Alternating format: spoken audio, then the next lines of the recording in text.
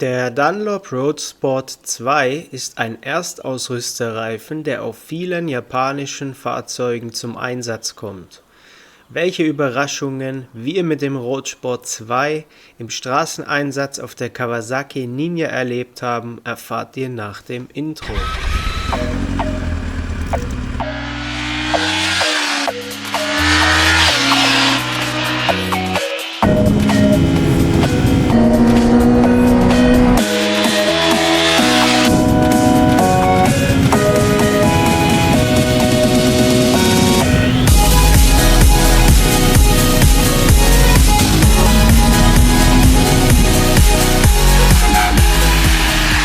Hallo bei BikeReifen24. Heute haben wir den Dunlop Road Sport 2 für euch im Test und wir müssen gleich vorweg sagen, der Reifen ist für uns ein 50-50 Reifen, aber nicht im Hinblick auf das Einsatzgebiet, denn er ist ein reiner Straßenreifen, sondern eher auf unsere Erfahrungen. So unterteilt sich dieser Test wirklich in zwei Bereiche und es ist auch die eine oder andere Überraschung zu erwarten. Gehen wir einmal auf den Road Sport 2 im ganz Allgemeinen ein, und zwar handelt es sich hier um einen Hypersportreifen von Dunlop aus dem untersten Segment. Über ihn kommt dann der Dunlop Qualifier Core, dann der Sportsmart MK3 und anschließend der Sportsmart TT.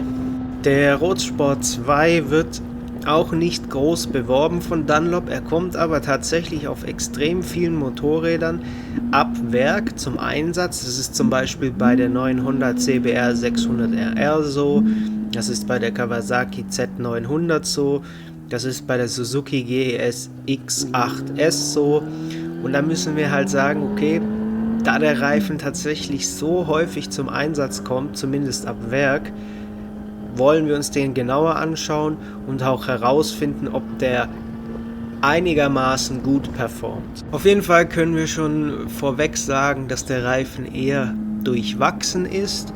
Jetzt kann man sich fragen, warum bringen dann die Hersteller auf einem neuen Motorrad, auf einem sportlichen Motorrad, so einen Reifen zum Einsatz?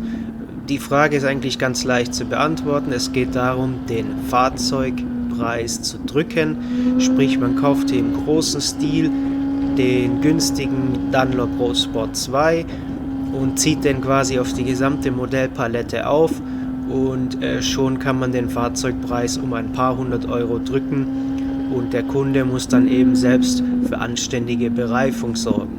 Auf der Kawasaki Ninja ZX10R haben wir eigentlich das perfekte Testmotorrad für den Reifen gefunden. Sie ist eben leistungsstark und ein japanisches Motorrad, sollte also gut mit diesem Reifen funktionieren, denn er verspricht ja Hypersport und wird von Japanern oft eingesetzt. Daher haben wir gedacht, probieren wir ihn einfach mal auf diesem Fahrzeug aus. Und da müssen wir gleich sagen, die vielen Kundenzuschriften, die wir bekommen haben, dass der Reifen katastrophal sei, dass der Reifen einfach rutscht, dass der Reifen unberechenbar ist, die konnten wir so anfangs nicht bestätigen, haben dann aber später im Testverlauf die eine oder andere Überraschung erlebt. Gehen wir mal kurz vor Beginn des Testberichts auf die allgemeinen Eigenheiten des Dunlop Road Sport 2 ein.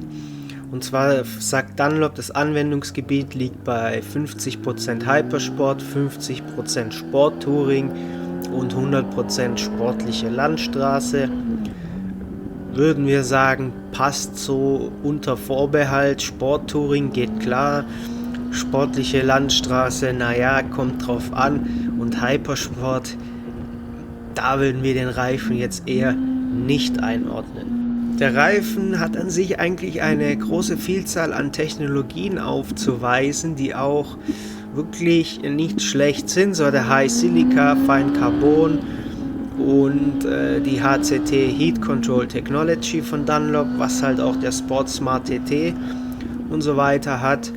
Trotzdem ist der Reifen hier im Endeffekt keinesfalls auf dem Niveau von den höherwertigen Reifen im Programm von Dunlop. Vor allem das versprochene gleichbleibende Fahrverhalten über die gesamte Lebensdauer hinweg können wir so direkt vorweg nicht bestätigen und müssen sagen, das hat Dunlop, was es hier verspricht, nicht geliefert. Gehen wir einmal die einzelnen Punkte des Tests durch. Beginnen wir mit dem Trockengrip. Hierbei möchte ich jetzt erstmal auf unsere ersten Eindrücke eingehen und später im Testbericht auf die finale Wertung. Und zwar ist es so, Grip auf der trockenen Straße, wir haben den Reifen aufgezogen, sind losgefahren und er hat sich gar nicht mal schlecht angefühlt. Es war rund 17 bis 19 Grad, er hat solide funktioniert, auch an warmen Tagen bis 25, 28 Grad hat er super funktioniert. Das Gripniveau an sich im Neuzustand war ziemlich gut, das Aufwärmverhalten war auch sehr solide, sprich er kommt relativ schnell auf Temperatur und hält diese auch lange. Hier hat erstmal am Anfang alles gepasst und haben wir gedacht, okay, was sagen denn unsere Kunden oder die allgemeine Meinung im Internet so? Das stimmt doch gar nicht, der Reifen ist doch gar nicht so schlecht. Ja, er ist nicht schlecht, zumindest wenn er noch relativ neu ist. Im Hinblick auf den Nassgrip sorgt der hohe Silika-Anteil doch für ein vernünftiges Grip-Level. Bei Nässe auf nasser Straße hat er auch solide funktioniert. Er bietet wirklich einen angemessenen Grip in dieser Preisklasse und eine sichere Weiterfahrt ist möglich. Es fehlt ihm aber dieses letzte Vertrauen und das letzte Feedback, das man irgendwie so bei Nässe haben möchte. Aber prinzipiell ist er hier nicht extrem schlecht. Er funktioniert solide und für die normale Weiterfahrt bei Regen würden wir sagen, geht er hier vollkommen in Ordnung. Das Bremsverhalten des Dunlop Road Sport 2 ist prinzipiell sehr solide. Beim starken Verzögern auf der Vorderachse verhält er sich sehr stabil. Auch wenn er beim Anbremsen ein wenig Feedback vermissen lässt, kann man jetzt allgemein nichts sehr Negatives über das Bremsverhalten sagen. Auch das Hineinbremsen in den Radius ist ohne Probleme möglich. Er kippt da auch nicht sehr ab und fährt ziemlich neutral weiter. Am Hinterrad ist der Verzögerungsgrip ebenfalls ziemlich solide und bis er da zu sliden beginnt, bedarf es schon viel Bremskraft am Hinterrad. Sprich, die Bremseigenschaften sind im Allgemeinen ziemlich gut, wenn auch etwas intransparent. Der Fahrkomfort des Road Sport 2 ist auf jeden Fall solide. Er ist angenehm zu fahren, auch längere Strecken sind gar kein Problem. Er bietet eine gute Eigendämpfung und auch auf schlechtem Asphalt fährt er sich ganz gut eigentlich. Er macht hier nichts besonders gut, nichts besonders schlecht. Er ist aber jetzt von seiner letzten Finesse natürlich nicht auf dem Niveau von dem Michelin Road 6 oder vom Dunlop Road Smart 4.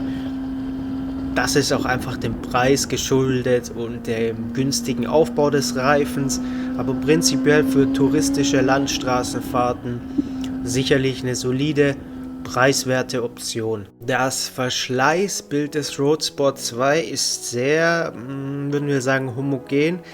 Also der Reifen neigt kaum zum Abreiben.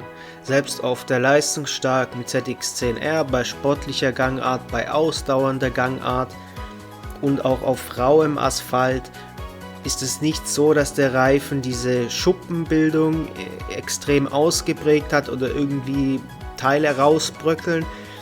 Der Reifen ist eigentlich immer ziemlich glatt.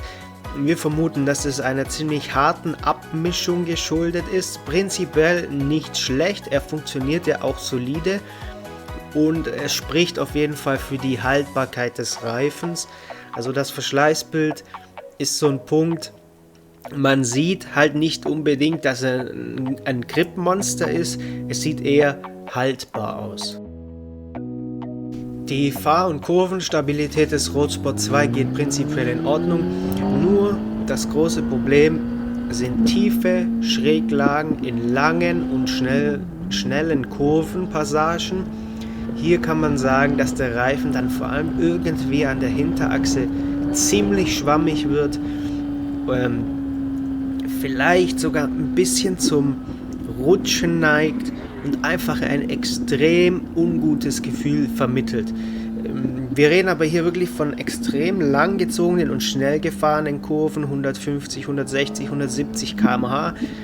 Und da tritt dann dieses Fahrgefühl auf, das einfach nicht gut ist, das einfach kein Vertrauen liefert. Und später erfahrt ihr noch, was uns in unserem Test passiert ist, was halt auch extrem das Vertrauen in den Reifen schmälern kann. Im Hinblick auf die Agilität kann man sagen, dass der Road Sport 2 ziemlich gut einlenkt und vermittelt auch genügend Spritzigkeit, um als agil zu gelten. Vor allem im Geschwindigkeitsbereich so unter 60 km/h lässt er sich wunderbar agil über die Vorderachse fahren, was in Spitzkehren eine schöne Eigenschaft ist. Danach wird er etwas stabiler. Generell würden wir sagen, ist das eine ziemlich gute Fahreigenschaft, gerade auf Supersportlern oder Naked Bikes. Das passt soweit. Ein Aufstellmoment konnten wir beim Road Sport 2 eigentlich so gut wie nicht feststellen. Er fährt sehr neutral. Hineinbremsen in die Kurve und Loslassen des Bremshebels ist kein Problem. Auch das Bremsen in Schräglage ist kein Problem. Hier ist der Road Sport 2 wirklich sehr vorbildlich und eine Empfehlung, wenn man ein neutrales Fahrverhalten schätzt. So, wer jetzt den Test bis zu dieser Stelle angeschaut hat, der wird ja meinen, okay, das klingt doch gar nicht so schlecht. Auf der Landstraße braucht man ja eigentlich auch nicht mehr. Der Road Sport 2, der passt doch. Haben wir auch gedacht, war auch unser vorzeitiges Fazit zum Reifen. Wir haben gesagt, auf der Landstraße braucht es nicht mehr, funktioniert solide, ist ein guter Reifen, der viel mitmacht, nicht besonders fein ist, nicht besonders agil ist, nicht besonders transparent, aber einfach ein solider Reifen. Bloß dann kam es über unsere längere Nutzung zu einem erhöhten Verschleiß, sprich zum normalen Abfahren. Und als der Reifen dann mit zunehmendem Alter mehr abgefahren wurde, hat er sich halt eben quasi schlagartig verändert. So finden wir, dass der Road Sport 2 extremst abbaut über seine Lebensdauer und dann wirklich teils auch extrem intransparent und gefährlich zum Rutschen neigt. Gerade in sehr schnellen Kurven ist es uns passiert, dass der Reifen einfach bei ungefähr 160 km/h einfach wie quasi an der Hinterachse einen Versatz gehabt hat. Er ist quasi einmal raus, hat dann wieder Grip gehabt. Wenn man dieses Gefühl mal bei diesen Geschwindigkeiten mit einem Reifen erlebt hat, dann ist eben das Vertrauen weg. Und da ist das Vertrauen komplett weg. Und so war es dann auch beim Road Sport 2. Prinzipiell fährt er sich dann mit der Zeit, also mit erhöhtem Verschleiß, auch irgendwie etwas holziger. Das Feedback wird geringer. Und vor allem die schnelle Gangart ist etwas, was er gar nicht mag. Gerade auch im Geradeauslauf auf der Autobahn, Geschwindigkeiten über 200 km/h, da fühlt er sich holprig an, da fühlt er sich instabil an. Das ist einfach nicht schön zu fahren, das macht einem fast schon Angst, dass man freiwillig langsamer fährt. Also prinzipiell, nach all den positiven Eindrücken, die wir anfangs hatten, müssen wir sagen, dass der Reifen halt tatsächlich mit zunehmendem Verschleiß sehr, sehr fragwürdig wird, beziehungsweise viele seiner guten Eigenschaften schnell einbüßt und dann eben Dinge passieren, die einem wenig Vertrauen in diesen Reifen geben. Und wenn das halt einmal gebrochen ist, ist es nur sehr, sehr schwer, dieses Vertrauen in den Reifen wieder aufzubauen, beziehungsweise halt auch sportlich zu fahren, was ja auch zum Großteil vom Feedback und vom Vertrauen in den Reifen abhängt. Nun ist der Dunlop Road Sport 2 eine Empfehlung. Wir sagen ganz ehrlich, wenn er bei euch ab Werk drauf ist, fahrt ein paar hundert Kilometer, fahrt die ersten 1000 Kilometer, fahrt das Motorrad ein, macht den Einfahrservice und dann schaut euch nach einer Alternative um, wenn ihr sportliche Fahrer seid. Wenn ihr gemächliche Tourenfahrer seid, gemächliche Straßenfahrer seid, ja, oder Alltagsfahrer, könnt ihr den Roadsport 2 runterfahren, gar kein Problem. Aber jeder, der auch nur wirklich ein bisschen sportlich unterwegs ist und perfektes Vertrauen in seinen Reifen haben will, sollte sich vielleicht schon nach einer Alternative umsehen. Prinzipiell würden wir jetzt auch nicht sagen, selbst wenn man ein Alltagsfahrer ist und nicht mal sportlich unterwegs ist, wieso sollte man sich den Roadsport 2 nach dem Abfahren erneut aufziehen? Also auch hier würden wir sagen, gibt es bessere Alternativen, gibt es auch bessere Alternativen im selben Preisbereich. Irgendwie macht der Reifen dann für uns sehr, sehr wenig Sinn und ist auf keinen Fall ein Favorit in unserem Portfolio. Von daher würden wir sagen, Roadsport 2 schön und gut zum Moped einfahren, für Alltagsfahrer zum einmal runterfahren, aber danach würden wir ihn tatsächlich austauschen, da es viele andere Optionen gibt, die alles besser können und vor allem auch über die Lebensdauer hinweg solide und vertrauenserweckend funktionieren.